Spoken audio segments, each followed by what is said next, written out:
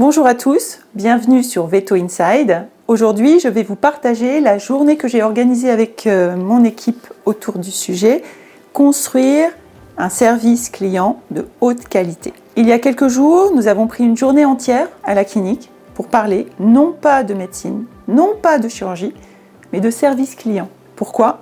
Parce que chez SmileVet, avec 2 S pour sérieux et sourire, nous croyons qu'accueillir un propriétaire inquiet, parfois bouleversé par l'état de son animal, c'est tout aussi important que de poser le bon diagnostic. J'avais une conviction en préparant cette journée, je ne voulais pas une simple méthode, une liste de courses, de bons comportements. Ça, un moteur de recherche ou ChatGPT peut vous le donner en 2 minutes. Ce que je voulais, c'était une expérience vivante, en cohérence avec le travail qu'on avait déjà engagé avec notre équipe, sur nos valeurs, sur la vision pour SmileVet. Et avec l'aide de Patrick Sergent de Taoliavet, nous avons créé un climat de confiance. Nos assistantes et notre jeune vétérinaire ont pu mettre des mots sur leurs peurs, leurs blocages face à certains clients. Et rien que le fait de partager, d'en parler ensemble, a permis d'alléger la charge et de mieux se comprendre. Puis nous avons exploré des outils comme l'écoute active, l'empathie, l'assertivité. Nous avons réfléchi à la frontière entre l'empathie et la sympathie. J'ai défendu une idée qui me tient à cœur, c'est que chez nous, nous assumons aussi la sympathie. Parce que être vétérinaire, c'est être humain, c'est parfois partager sincèrement la peine d'un client qui fait partie de notre métier. Nous avons travaillé sur les 5 clés d'un accueil réussi, la présence, le regard, le sourire sincère, l'écoute et la personnalisation. Le temps partagé avec le client et son animal.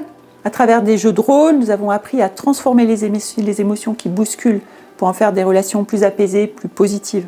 Au fond, cette journée n'était pas un cours, mais un pas de plus dans l'intégration du concept de SmileVet, une clinique où le sérieux rencontre le sourire pour servir à la fois l'animal et celui qu'il aime.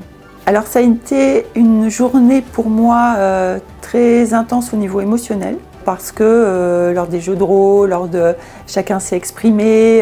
Ce qui m'a touchée, c'est en fait le lien entre la vision qu'on avait exposée le matin avec Juliette, ma jeune consoeur, qui avait déjà été qui avait porté beaucoup d'émotions parce que ça correspondait vraiment à quelque chose qu'on voit et qu'on a vu toutes les deux et qu'on avait préparé.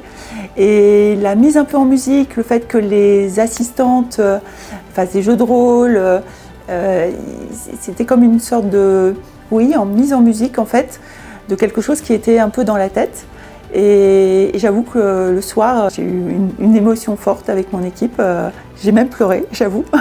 Elles ont à peine compris, je pense. C'est parce que c'était quelque chose qui est vraiment important en moi. Effectivement, on a déjà fait du travail. On a fait déjà une route en fait pour travailler sur le sujet de l'exigence, de comment dépasser un peu ses peurs.